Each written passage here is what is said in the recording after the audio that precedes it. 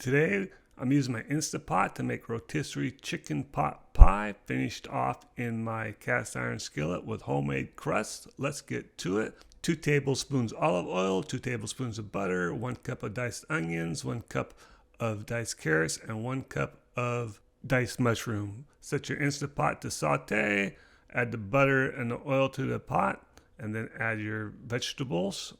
We're going to cook this down for a while until the onions are translucent. Be sure to stir the pot as it's on saute.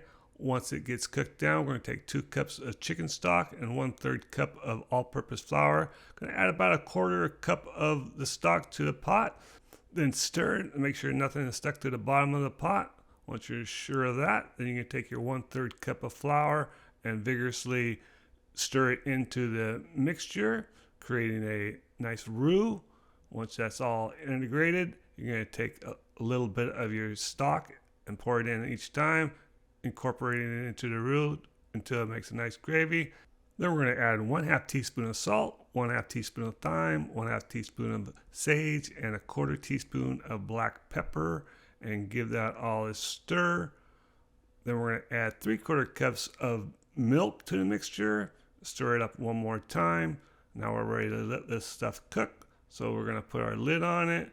We're going to set the Instapot for 20 minutes and let that cook. And while that's cooking, we're going to move on to our pie crust. We're going to take 2.5 cups of all-purpose flour, 1 teaspoon of salt, 6 tablespoons of grated butter. I like to use frozen butter for this crust. And then we're going to grate that all together. And then I'm going to take 2/3 cup of chilled vegetable shortening and add that to it. And then I'm going to take my pie cutter and integrate it until I get a nice mixture about pea size or smaller flour where it looks everything is great. And then I'm going to take about 6 tablespoons of ice water. I'm going to take 1 tablespoon at a time and add it to the mixture until it's all incorporated. I'm going to weigh this out. I'm going to take all of the pie crust. I'm going to put it on my weight scale. If you don't have a scale, you can just eyeball it. What you want to do is have equal parts, 50-50. Once I get that, and you can see the nice butter spots there.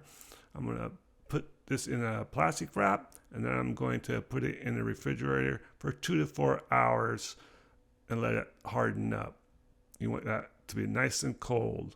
While that's being chilled and the pot is still cooking, I'm going to dice up 3 cups of rotisserie chicken.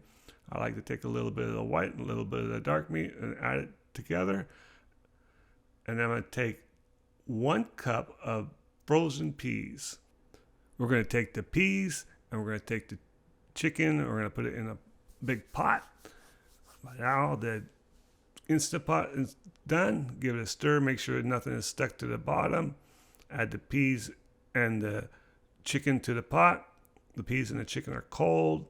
It will help chill down the vegetables that have been cooking. Empty out your Instapot, put them in there and give them a stir. Now you want to put that in the refrigerator and let that cool down.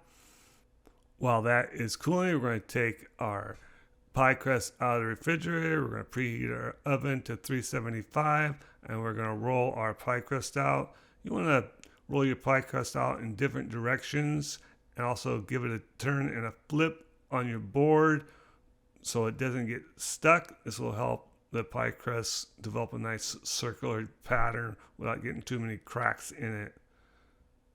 Always change your direction. Try and keep your pressure even and move your pie crust around. Once you have it rolled out nice and thin to the size that you want it, you want to grease your pan. I'm using butter on my cast iron. It's going to help the crust be nice and brown when it's all done. Then I'm going to place the crust on it. I want to make sure I don't put the rolling pin on the edge of the pan, otherwise it might cut the crust. Then I'm going to fit the crust to the pan and trim that all up, and I'll use that extras for later on for a secondary pie if I have room. I'm going to take my chilled filling, put it inside there till I have enough of it filled up, leaving about 1/4 inch to 1/2 inch of the top while I roll out my second dough. Then I'm going to take my second dough, lay it on there, and I'm also going to trim it the same fashion. Once I get it all trimmed up, what I want to do is take the pie crust that's on the inside of the pan. I want to kind of bring it out. See, I'm pushing it out away from the side, and I'm connecting it to the top crust. And then I'm going to turn it in, fold it inward, and this will make a nice seal. And then you can use your fingers and make a nice little fluted edge and add some decorations. I'm making a chicken foot just so that it can vent out. And since I have that extra pie crust, I'm going to make a little secondary one and just fill it in. I'm not going to put a top on this. I'm just going to leave the crust edge uncut, and I'll just fold it all in when I'm done. So once I get that to the sides, I'm going to take my filling that I have left over, fill it up,